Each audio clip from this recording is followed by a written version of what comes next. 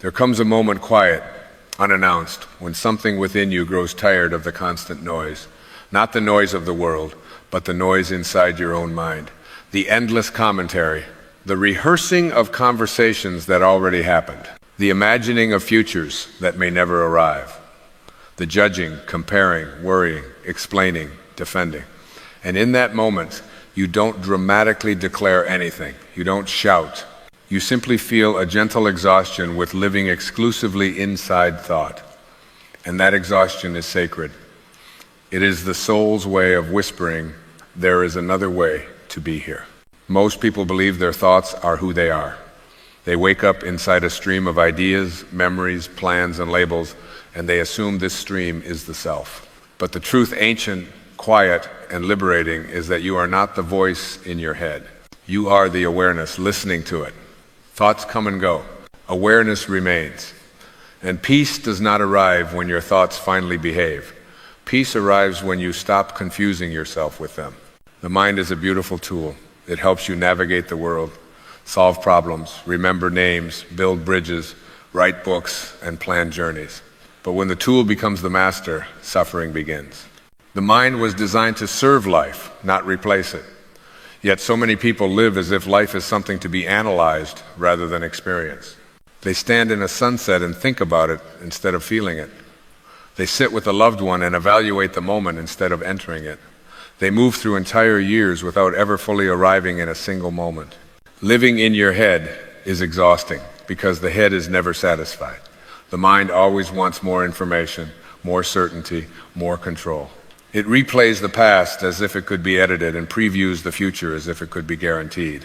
But life does not live in the past or the future. Life lives here, always here. And when you finally step out of the mental noise and into presence, something remarkable happens. Nothing needs to change for you to feel peaceful. Peace is not an achievement. It is not a reward for good behavior. It is not something you earn after fixing yourself. Peace is what remains when you stop arguing with reality. It is what you discover when you no longer insist that this moment should be different from what it is. The ego resists this truth because the ego survives on dissatisfaction. The ego says, I will be at peace when I have more, when I am admired, when I am understood, when I am healed, when I am certain. But the soul says, be at peace now and let life respond. When you live in your head, you see life through filters. You label experiences as good or bad, success or failure, progress or setback. But when you step into awareness, you see that life is simply unfolding. Clouds move across the sky without resistance. Seasons change without regret. The ocean does not apologize for its waves. And you too are part of this intelligent flow. You were never meant to control it, only to cooperate with it. There is a deep relief in realizing you do not have to manage everything. You do not have to carry the weight of the world in your thoughts. You do not have to rehearse every possible outcome to be safe. The universe is not asking you to be its supervisor. It is inviting you to be its witness. And witnessing is far lighter than controlling. The ego thrives on identity. It asks, who am I in comparison to others? Am I enough? Am I winning? Am I behind? But awareness does not compare. Awareness simply is. When you stop living in your head, you stop living as a bundle of labels. You are no longer the story of your past or the projection of your future. You are the presence experiencing this breath, this heartbeat, this moment. And here is the paradox that changes everything. When you stop trying to fix yourself, healing accelerates. When you stop obsessing over your flaws, compassion arises. When you stop narrating your life, you begin to live it. The mind wants to improve the self. The soul wants to remember that the self was never broken. So much of your suffering comes from resisting what is. You resist your emotions by labeling them as wrong. You resist your circumstances by wishing they were different. You resist your own humanity by demanding perfection. But resistance is a form of fear, and fear dissolves in awareness. When you allow an emotion to be felt without a story, it moves through you like weather. When you allow a moment to be what it is, it reveals its hidden intelligence.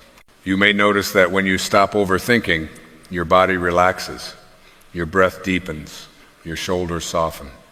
This is not accidental. The body lives in the present. It does not worry about yesterday or tomorrow. unless the mind instructs it to. When you return to presence, you return to the wisdom of the body.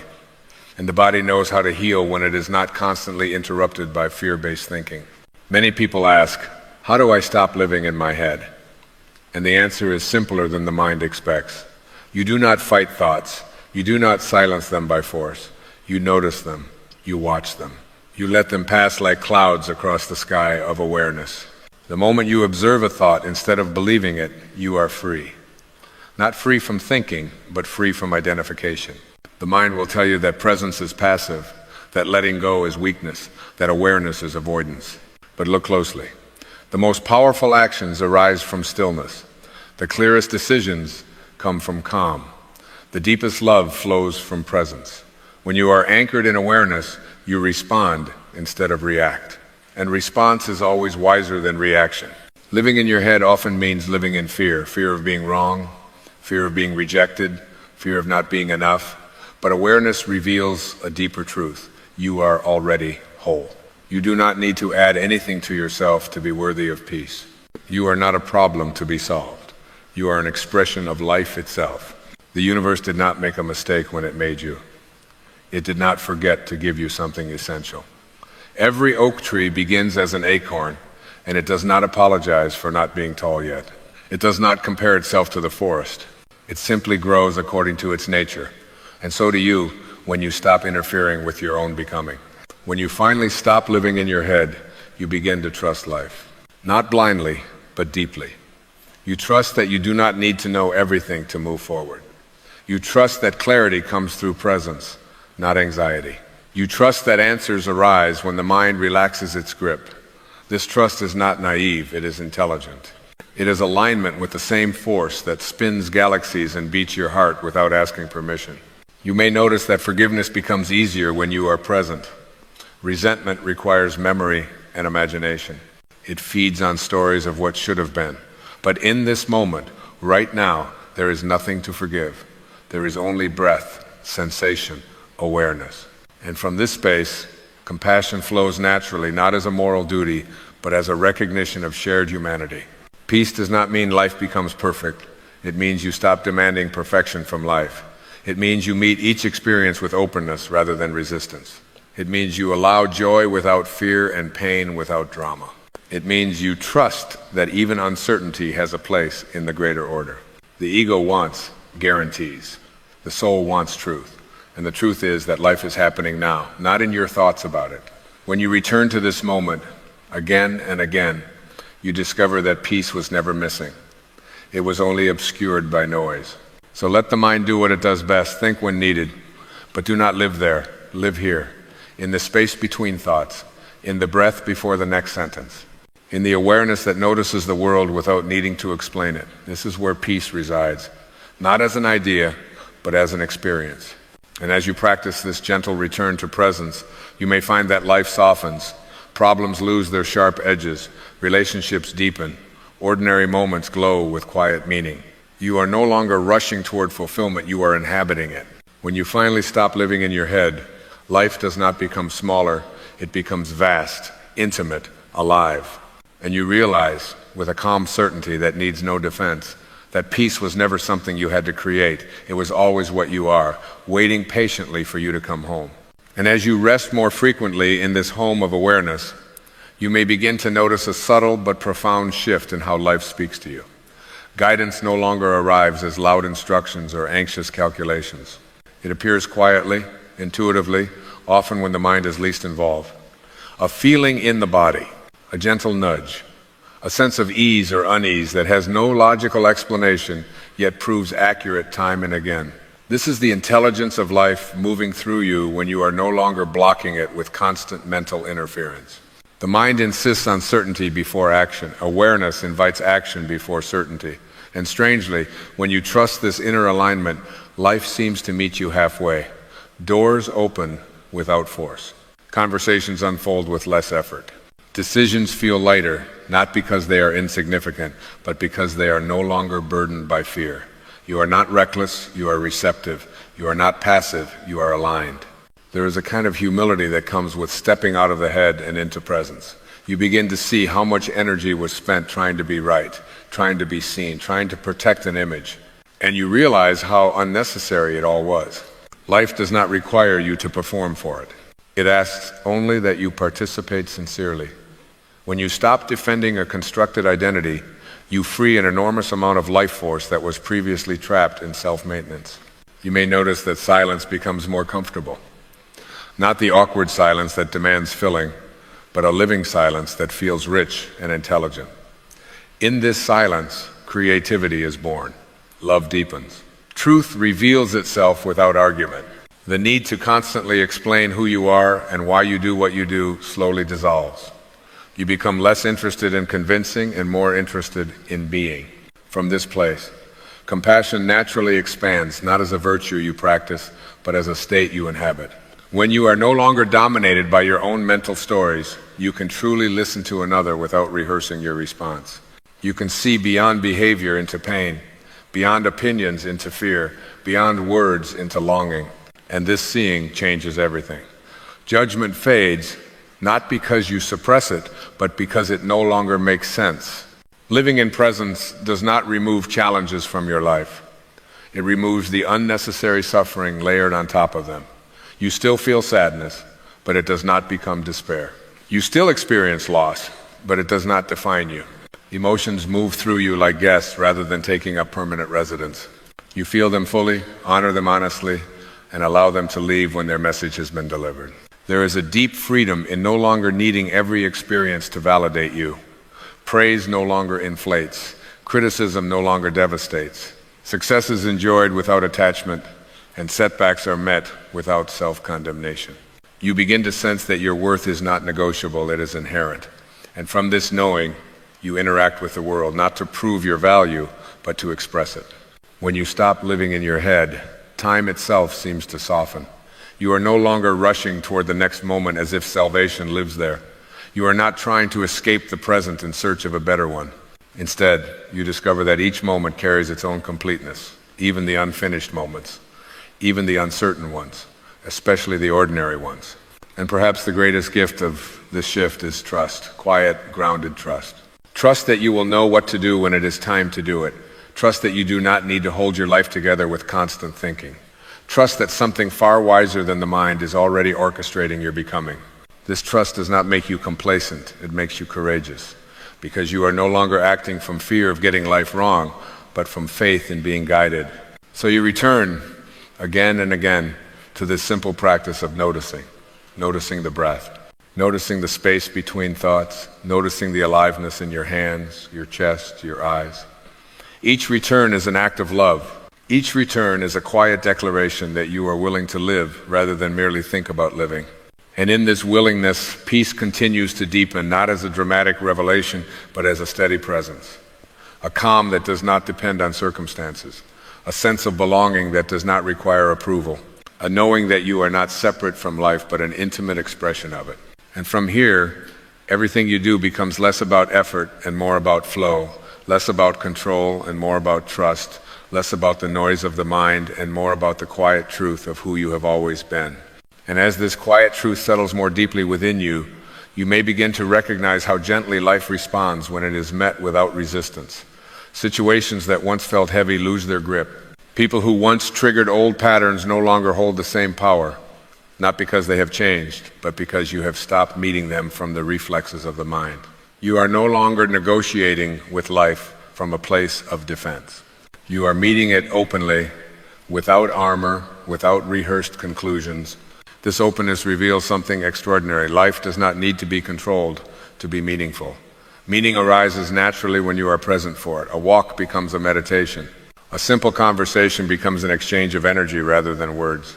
Even solitude transforms from loneliness into communion. You begin to feel accompanied by life itself, as though something unseen is always walking beside you, not to direct you, but to support you. The mind often fears this surrender because it equates letting go with disappearing. But awareness shows you the opposite. When you stop clinging to thoughts, you do not vanish, you expand. You are no longer confined to a narrow identity shaped by memory and expectation. You become spacious enough to hold contradiction, uncertainty, and wonder without needing to resolve them.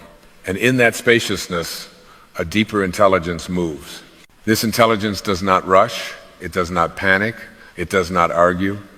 It unfolds with patience and precision. It knows when to act and when to wait. When you align with it, effort becomes less strained.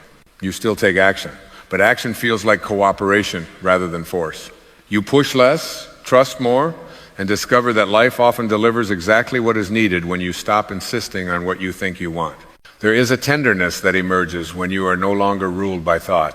You become gentler with yourself. You notice the subtle ways you once criticized your own humanity, the moments of fatigue, doubt, or vulnerability, and you begin to meet them with kindness instead.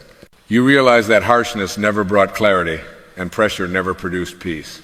Acceptance, on the other hand, opens doors the mind could never unlock. From this place, gratitude becomes effortless. Not gratitude as a practiced habit, but gratitude as a natural response to being alive. You feel it in the way light enters a room, in the rhythm of your breath, in the simple fact of being conscious at all. You no longer wait for extraordinary events to justify appreciation. Ordinary existence becomes enough, and something else quietly shifts, your relationship with fear. Fear no longer defines your choices. It still appears, because it is part of the human experience, but it is no longer in charge. You see it as a signal, not a command. You acknowledge it without obeying it, and in doing so, courage arises naturally. Not the loud courage of confrontation, but the steady courage of authenticity. Living this way, you begin to sense that life is not happening to you, but through you. You are not a separate observer watching the world unfold. You are an active expression of the same creative force that animates everything. This realization dissolves the illusion of isolation. You are never truly alone because you have never been separate. The need to rush fades. The need to prove fades. The need to arrive fades. What remains is a quiet confidence in the unfolding itself. You are no longer trying to get somewhere else to finally be at peace. You understand, at last, that peace is not a destination, it is a way of traveling. And so you continue, moment by moment, returning to presence, whenever you notice the mind pulling you back into old habits, not with frustration, but with patience, not with judgment, but with curiosity. Each return strengthens the connection. Each return deepens the knowing. And gradually, almost without effort, peace stops being something you visit occasionally and becomes the atmosphere in which you live.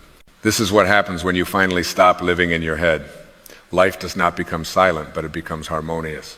It does not become predictable, but it becomes trustworthy. And you realize with a calm certainty that needs no explanation, that you were never meant to figure life out. You were meant to feel it, trust it, and allow it to move through you as the living expression of peace that you already are. And in this unfolding, something almost imperceptible, yet deeply reassuring, begins to take shape. A sense of belonging that no longer depends on circumstances. You no longer feel like a visitor in your own life. You feel rooted as if you have finally settled into yourself. The restless searching softens, not because all questions have been answered, but because the need to constantly question has relaxed its grip. You discover that not knowing can be peaceful when you trust what is holding you. The mind once demanded explanations for everything, why this happened, why that didn't, why you are the way you are. But presence reveals that meaning is not always something you think your way into. Often, it is something you live your way into. Understanding arrives after experience, not before it. And when you allow life to move first, clarity follows gently, like dawn rather than lightning. You begin to notice how much of your former tension came from resisting your own inner rhythms. You pushed when you were meant to rest. You forced answers when you were meant to wait. You criticized yourself for not being ready when readiness could not be rushed. Now, attuned to awareness, you listen more carefully.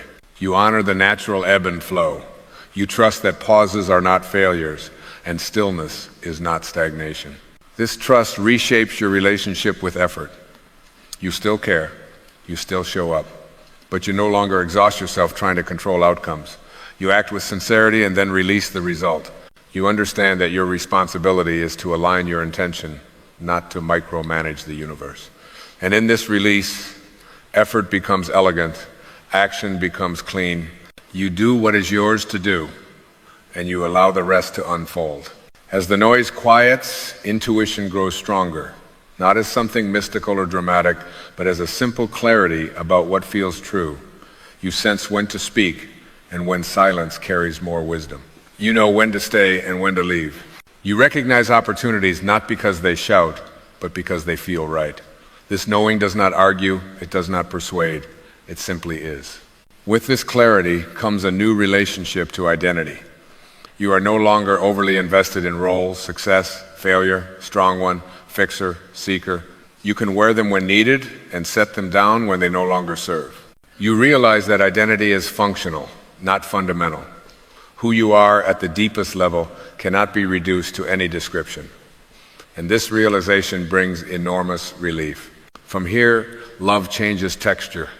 It becomes less about need and more about presence. You no longer seek others to complete you, because you are not experiencing yourself as incomplete. You share not from emptiness, but from fullness. And when connection happens, it feels less like attachment and more like resonance. You recognize yourself in others, and others recognize themselves in you without effort. Even pain, when it arises, is met differently. You no longer dramatize it or suppress it. You allow it space, knowing it has its own intelligence. Pain becomes a messenger rather than an enemy. It points, teaches, softens. And because you are not layering it with mental resistance, it passes more quickly, leaving behind insight rather than bitterness. There is a quiet joy in this way of being, not the excitement of constant stimulation, but the contentment of alignment. You may still laugh loudly, dream boldly, create passionately, but beneath it all runs a steady current of ease. You are no longer bracing yourself against life. You are moving with it. And perhaps the most profound shift of all is this. You stop postponing peace. You no longer tell yourself that one day, when things are different, you will finally relax.